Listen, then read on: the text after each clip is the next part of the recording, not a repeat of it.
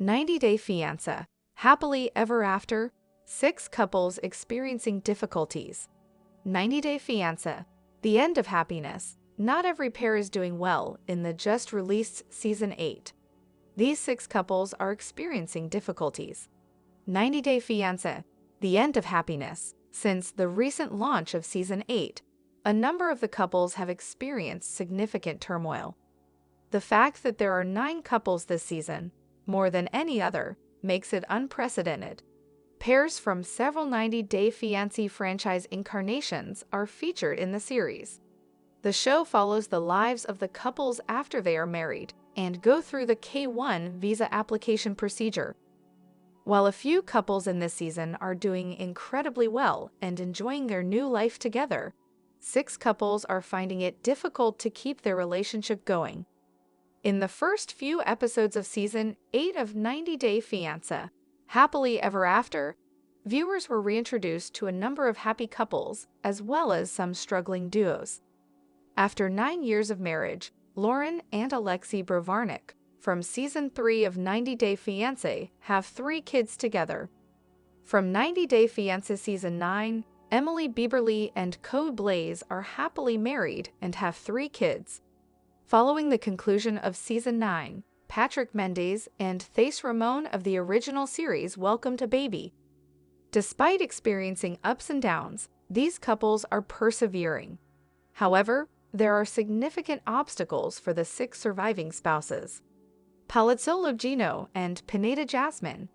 Gino Palazzo and Jasmine Pineda made their television debuts in Seasons 5 and 6 of 90-Day Fiancé, before the 90 days. After a turbulent relationship, the 37-year-old Panamanian woman and the 53-year-old Michigan man got engaged at the end of Season 5, when Jasmine forgiven Gino for sending her naked pictures to his former partner. The chaos for Jasmine and Gino continued when they made an appearance on Season 10 of 90-Day Fiancé, following Jasmine's eventual transfer to Michigan to be with Gino. Jasmine had to get over her feelings that Gino wasn't being faithful to her. Gino, on the other hand, was sorry to Jasmine for allowing her ex to purchase her pricey butt implants. Gino and Jasmine are residing in Michigan as of 90-Day Fiancé, Happily Ever After Season 8, but things are not going well. The fact that Gino and Jasmine haven't brought their children from Panama to live with them has angered Jasmine. Gino claims he doesn't have the money, but Jasmine is adamant that he promised. They are attempting to conceive in the meanwhile, but Jasmine hasn't been entirely forthright about her difficulties becoming pregnant. Jasmine wants Gino to buy her a bigger house, which he cannot afford, on top of all of their other issues. Their relationship has always revolved heavily around money, with Jasmine often accusing Gino of being stingy. The pressure is on Gino, who left his job when Jasmine first arrived to the U.S. for unknown reasons. Manuel and Ashley Campbell. At the conclusion of 90-Day Fiancé Season 10, Rochester, New York resident Ashley Campbell, 31, a professional witch, with Manuel, 34, a former construction worker from Puyo, Ecuador. The pair first connected while Ashley was a college student studying marine biology in Ecuador. After they got engaged a week after meeting at a New Year's Eve party, Ashley returned home and realized their long-distance relationship wasn't going to work, so they called it quits. After Manuel contacted Ashley 10 years later, she returned to Ecuador and they became engaged. In order to allow Manuel to visit the United States and have 90 days to determine whether or not to get married, Ashley submitted for his K-1 visa. Now a father of 2 teenage sons, Manuel relocated to America without telling his family the whole truth. He told Ashley shortly after arriving that he needed to send money home. Although Ashley began to have doubts about being married to Manuel, they eventually tied the knot. There are still problems with Manuel's family. In Season 4 of 90-Day Fiancé, The Other Way, a 40-year-old clothes reseller Nicole Sherbany, who is married to Mahmoud El Sherbany, 31, relocated to Egypt from Los Angeles. Nicole disliked her life in Egypt.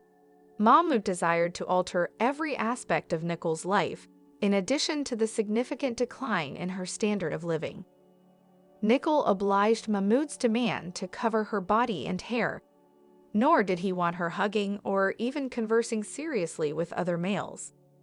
Nicole eventually makes the decision to depart from Egypt, thus 90 Day Fiancé. Happily Ever After, Mahmoud moves to Los Angeles in Season 8 to be with Nicole. As soon as Mahmoud gets off the plane, he is against America. Nicole tries to kiss him at the airport, but he pulls his head away, making it impossible for her to do so in public. He then makes fun of her outfit. She tries to give him a tour of the area as she drives him home from the airport. He remarks, "Looks nice," surveying his surroundings, but still Egypt is the best. Then he grumbles that it's too quiet and that there isn't enough foot movement. It's evident from following the development of their relationship that Nicole and Mahmoud will soon file for divorce. One of the most active couples in the series, Angela Deem and Michael Al-Sami, have appeared in several seasons across the 90-day world.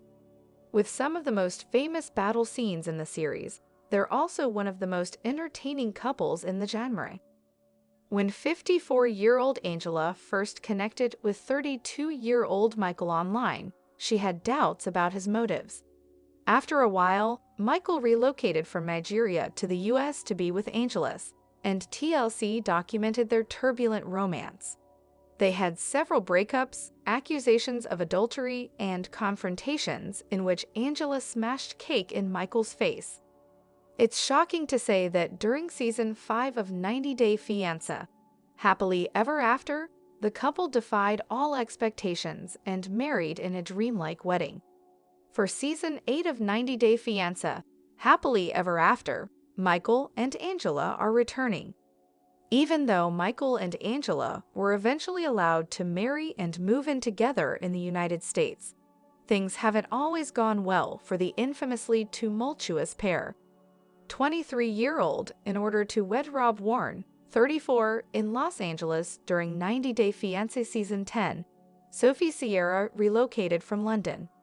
Before submitting an application for the K-1 visa, Sophie and Rob had lived together in Los Angeles for a few months after meeting on Instagram.